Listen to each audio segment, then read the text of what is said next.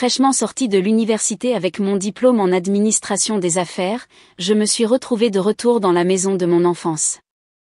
Je m'appelle Anna, j'ai 22 ans, honnêtement, je n'avais pas prévu de revenir vivre chez mes parents, mais me voilà. Heureusement, la recherche d'emploi n'a pas été longue. En une semaine, j'ai décroché un poste chez Davison Marketing avec un salaire assez décent et des primes de performance prometteuses. Ce soir-là, pendant le dîner autour du pain de viande de maman, j'ai partagé ma bonne nouvelle. Je pensais rester ici environ 3 mois, économiser un peu d'argent, puis trouver mon propre appartement. Le cliquetis des fourchettes contre les assiettes cessa brusquement. Maman et papa ont échangé un de ces regards, le genre qui annonçait toujours des ennuis. Déménager ? Maman posa sa fourchette. Anna, tu sais que je ne peux travailler qu'à temps partiel à la bibliothèque à cause de mes problèmes de dos. Papa se racla la gorge. Et les choses ne vont pas très bien à l'usine. Il y a eu des rumeurs de licenciement. Ton aide nous serait vraiment utile pour les factures, ajouta maman à voix basse. Et tu n'aurais pas à payer de loyer ici.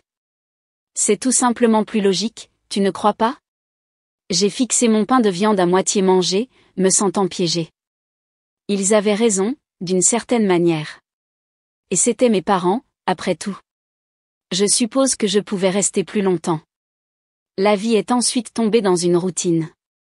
J'allais travailler, je rentrais à la maison, je payais les factures, et maman s'assurait que le dîner soit toujours sur la table.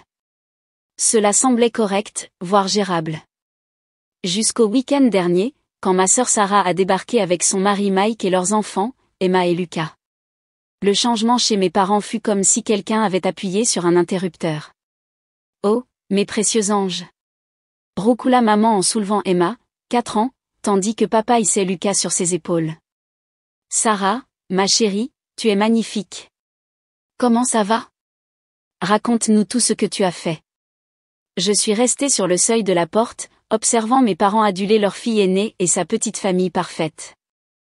La façon dont ils buvaient chacune de ces paroles, demandant des détails sur les choses les plus banales, comment allait son jardin, quel nouveau mot Lucas avait appris, comment se passait son club de lecture.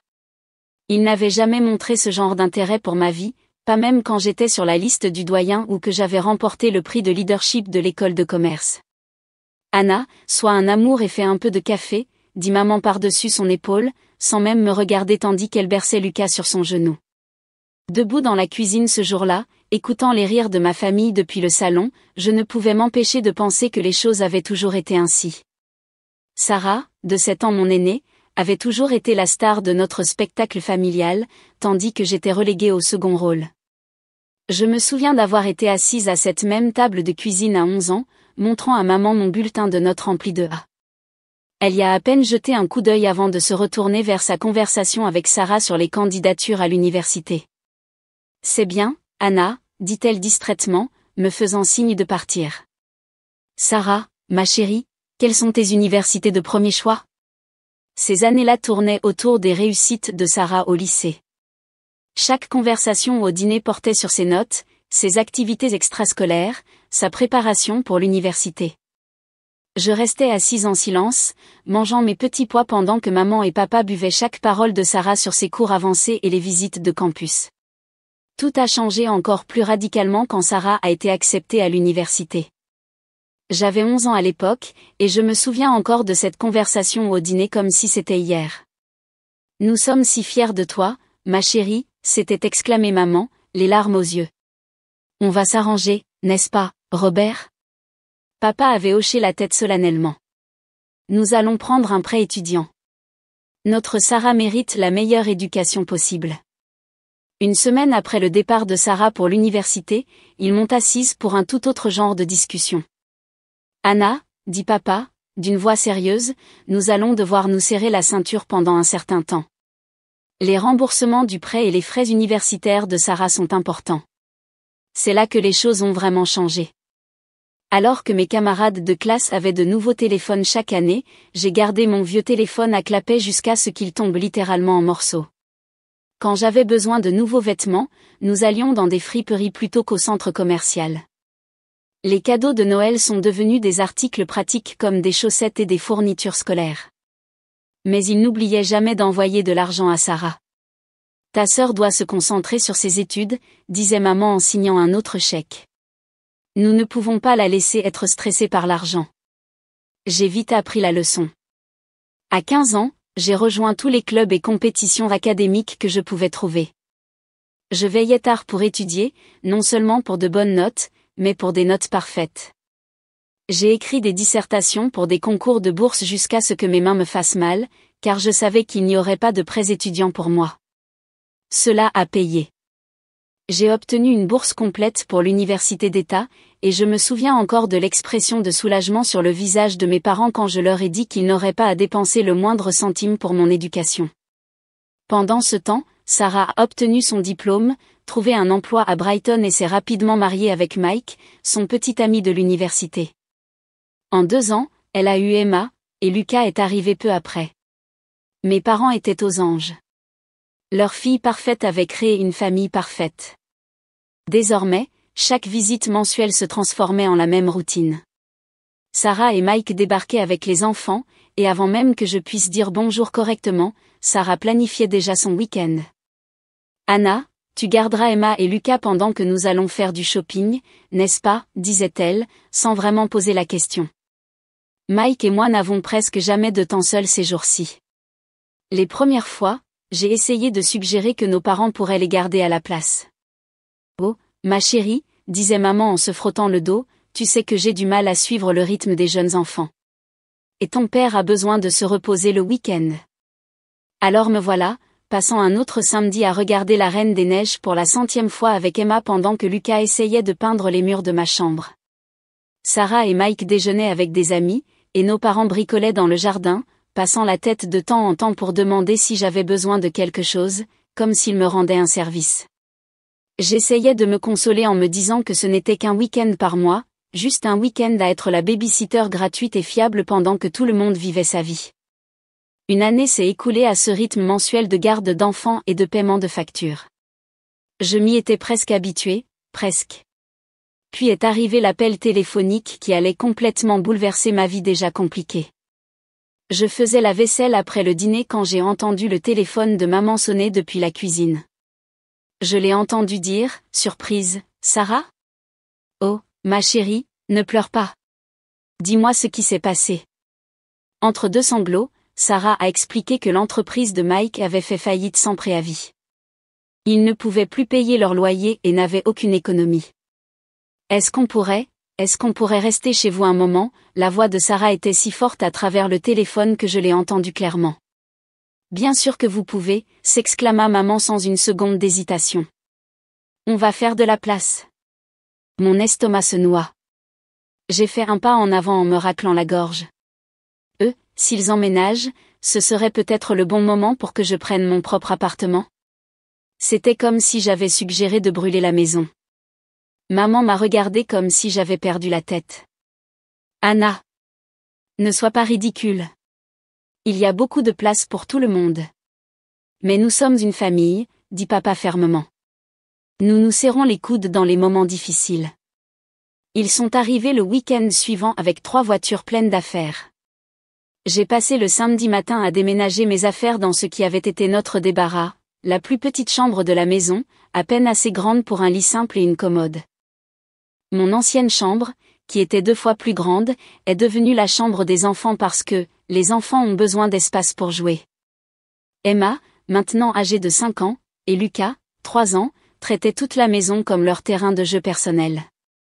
Ils couraient dans les couloirs, criant et riant, pendant que Sarah regardait la télévision à plein volume ou avait de longues et bruyantes conversations téléphoniques avec ses amis sur la difficulté de cette transition pour elle. Emma. Lucas. Baissez la voix, leur criai-je lorsqu'ils faisaient irruption dans ma chambre pour la 10e fois, éparpillant mes documents de travail partout. Ils ne font que jouer, Anna, disait Sarah avec dédain, sans même lever les yeux de son téléphone. Ne sois pas si grincheuse. Après le travail, tout ce que je voulais, c'était me détendre dans ma chambre, peut-être lire un livre ou regarder quelque chose sur mon ordinateur portable. Au lieu de cela, je devais écouter Baby Shark en boucle à travers les murs minces, ponctué par le martèlement constant de petits pieds courant d'un bout à l'autre et les éclats de rire de Sarah devant l'émission qu'elle regardait en bas. Mike passait ses journées à soi-disant chercher du travail, mais je le voyais surtout assis à la table de la cuisine, fixant son téléphone d'un air inquiet. Le marché du travail est difficile en ce moment, disait-il chaque fois que quelqu'un posait la question. Mais je suis sûr que quelque chose se présentera bientôt. Je m'allongeais sur mon petit lit chaque soir, fixant le plafond, écoutant le chaos qu'était devenu mon foyer, et je me demandais comment je m'étais laissé prendre dans cette situation. Mais chaque fois que je pensais à mentionner à nouveau mon déménagement, je me souvenais de la réaction de mes parents et je me taisais. La première facture de service public après l'emménagement de la famille de Sarah m'a frappé comme un coup de poing dans l'estomac. Je suis restée dans la cuisine, fixant les chiffres qui étaient presque le double de ce que je payais habituellement. Rien que la facture d'eau avait explosé, sans parler de l'électricité et du chauffage. En regardant mon compte en banque, j'ai réalisé que mes rêves d'économiser pour mon propre appartement s'évaporaient rapidement. Ce soir-là au dîner, j'ai décidé d'aborder le sujet. Bon, à propos des factures de service public, commençai-je en poussant mes petits pois dans mon assiette. Elles ont doublé depuis le mois dernier. Je ne peux plus continuer à couvrir toutes les factures seule. Ça prend presque tout mon salaire. La fourchette de Sarah cliqueta contre son assiette. Tu te plains sérieusement d'argent en ce moment, alors que Mike et moi avons tout perdu? Je ne me plains pas. Je pense juste qu'il faut trouver un moyen juste de. Je n'arrive pas à croire à quel point tu es égoïste. La voix de Sarah s'éleva. Nous traversons la période la plus difficile de notre vie, et tout ce qui t'importe, c'est l'argent. Sarah a raison, Anna, intervint maman. La famille aide la famille. C'est ce que nous faisons. Papa hocha solennellement la tête. Ta sœur et Mike ont besoin de notre soutien en ce moment. Ce n'est pas le moment de compter ses sous. J'ai baissé les yeux sur mon assiette, ravalant les mots que je voulais vraiment dire. D'accord. Laisse tomber. Une semaine plus tard, Mike a finalement trouvé un travail dans une compagnie d'assurance. C'était moins bien payé que son poste précédent, mais au moins, c'était quelque chose. Je pensais que les choses allaient peut-être commencer à s'améliorer. J'avais tort. C'est si difficile d'être seul avec les enfants toute la journée, a commencé à se plaindre Sarah presque immédiatement. Mike part à 8h et ne rentre pas avant 18h. Je n'ai jamais de pause. Puis ça a commencé, de petites demandes au début. Anna, pourrais-tu garder les enfants 1 heure pendant que je vais vite au magasin? Anna, ça te dérangerait de les surveiller pendant que je prends une douche? Avant que je m'en rende compte, ces petites faveurs s'étaient transformées en quelque chose de beaucoup plus grand. Je rentrais du travail pour trouver Sarah déjà habillée pour sortir. Oh, super, tu es là, disait-elle en attrapant son sac à main. Mike et moi avons rendez-vous avec des amis pour dîner. Emma et Lucas ont déjà goûté, mais ils auront besoin de dîner dans 1 heure. On rentrera vers 22h. Les week-ends sont devenus mon cauchemar personnel. Sarah et Mike annonçaient nonchalamment leur plan le vendredi soir, une après-midi shopping, un déjeuner avec des amis, une soirée cinéma me laissant avec les enfants pendant des heures.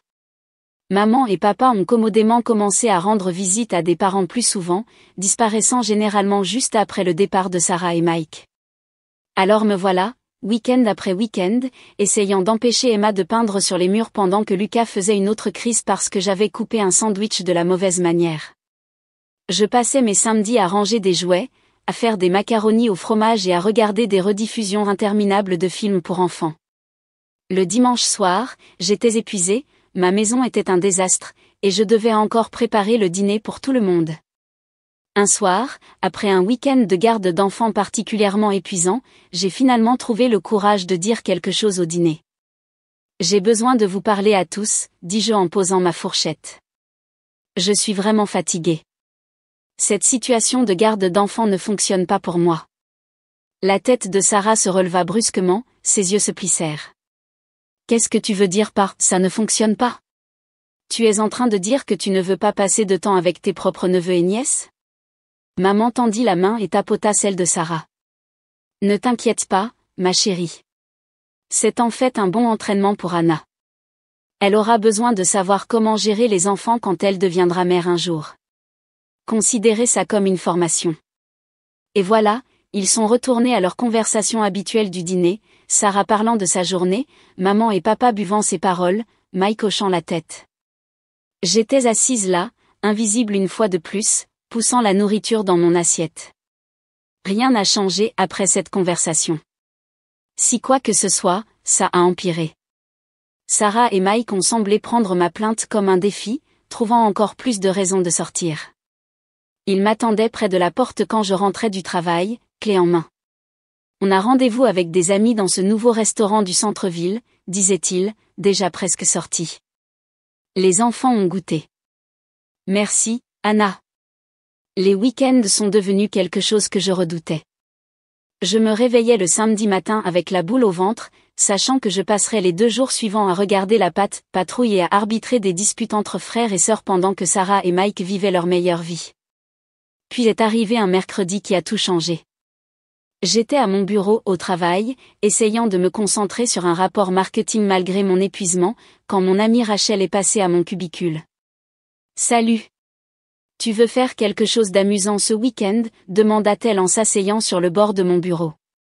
Un groupe d'entre nous va à la station de ski de Pine Ridge. Juste une petite escapade de week-end. Départ samedi matin, retour dimanche soir. Les pistes sont censées être parfaites en ce moment. Pour la première fois depuis des mois, j'ai senti une étincelle d'excitation. Le vendredi soir, j'étais dans ma petite chambre en train de faire mon sac de sport, me sentant vraiment heureuse à l'idée d'un week-end à venir pour une fois. Je venais de plier mon pull le plus chaud quand Sarah est apparue à ma porte. « Qu'est-ce que tu fais ?» demanda-t-elle, regardant mon sac à moitié fait. « Je fais ma valise pour un week-end de ski », ai-je répondu en roulant mes chaussettes thermiques. « Je vais à Pine Ridge avec des amis du travail. » Le visage de Sarah s'assombrit. Tu dois annuler. J'ai levé les yeux, surprise par son ton. Quoi? Pourquoi ferais-je ça? Parce que, dit-elle en croisant les bras, Mike et moi allons à la fête du 60e anniversaire de tante Linda à Millbrook ce week-end. Maman et papa y vont aussi. Tu dois rester ici avec Emma et Lucas. Je n'ai pas pu m'empêcher de rire, un rire franc devant le culot de la situation. Tu plaisantes, n'est-ce pas? Dis-je en continuant à plier mon pantalon de ski. Tu ne peux pas sérieusement t'attendre à ce que j'annule mes projets parce que tu n'as pas pris la peine de me parler des tiens. Le visage de Sarah devint rouge. Ce n'est pas drôle, Anna. Tu es complètement irrationnelle. Non, ce qui est irrationnel, c'est de supposer que je laisserai tout tomber à la dernière minute pour être à nouveau ta baby-sitter personnelle. Sarah resta bouche bée.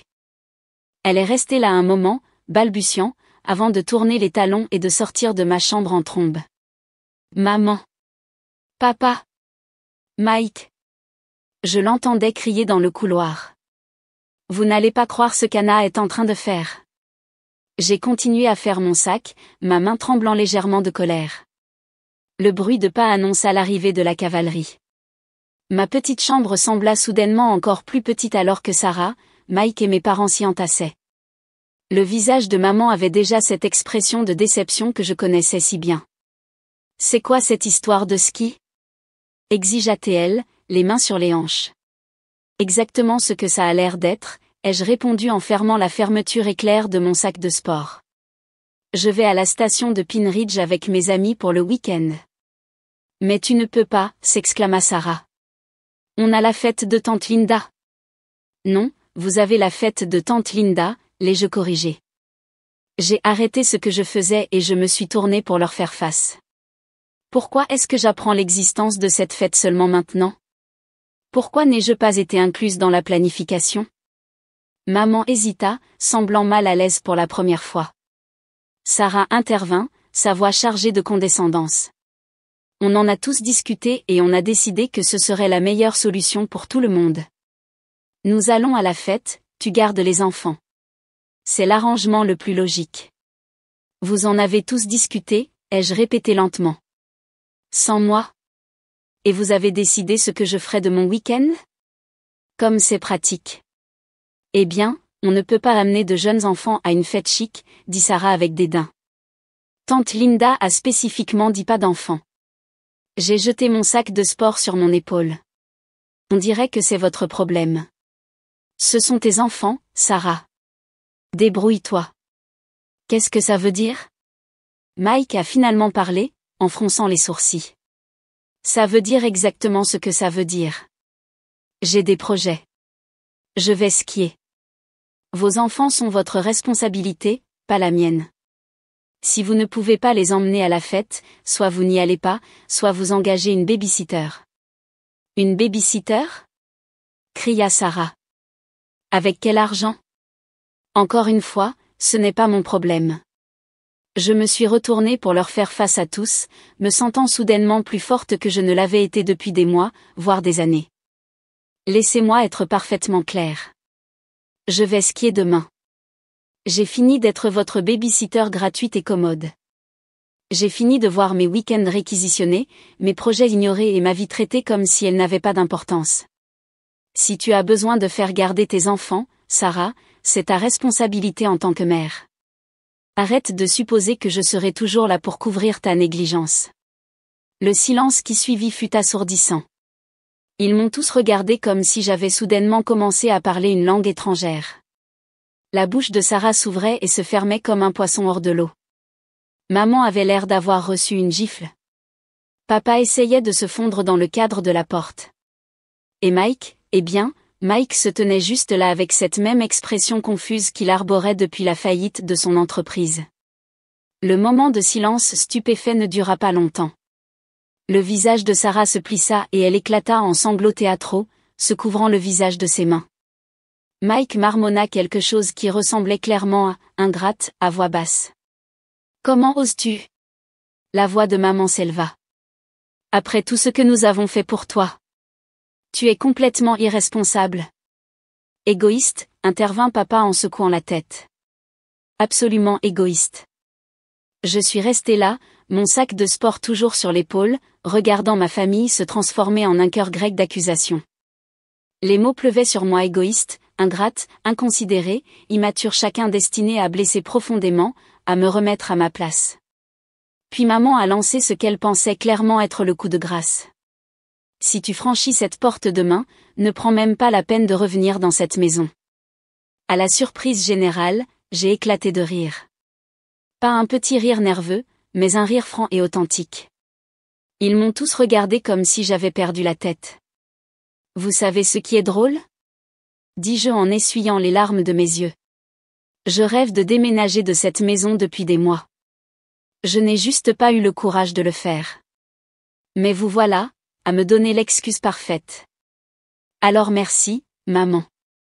Dehors! Cria Sarah, ses faux sanglots oubliés dans sa rage. Dégage! Avec plaisir. J'ai sorti mon téléphone et composé le numéro de Rachel, le mettant sur haut-parleur juste pour bien montrer mon intention. Salut, Rach? Désolé d'appeler si tard, mais est-ce que ton offre de rester chez toi tient toujours? Pas seulement pour après le ski, mais peut-être pour quelques jours. Bien sûr. La voix joyeuse de Rachel emplit la pièce. J'ai une chambre d'amis. Tu veux venir maintenant? Ce serait parfait. J'arrive dans 20 minutes. J'ai passé les 15 minutes suivantes à rassembler tout ce que je pouvais faire tenir dans ma voiture, vêtements, documents importants, objets personnels. Il m'observait depuis différentes portes pendant que je faisais des allers-retours dans les escaliers, comme s'il n'arrivait pas à croire que je le faisais vraiment. Quand j'ai chargé la dernière boîte, je suis entré dans le salon où ils s'étaient tous réunis. Oh, une dernière chose, dis-je d'une voix ferme. Puisque je ne vivrai plus ici, je ne paierai plus aucune des factures non plus. Vous devrez trouver comment vous débrouiller. Le visage de maman blêmit. Mais les services publics? Les courses? Ce n'est plus mon problème, dis-je en répétant mes mots de tout à l'heure.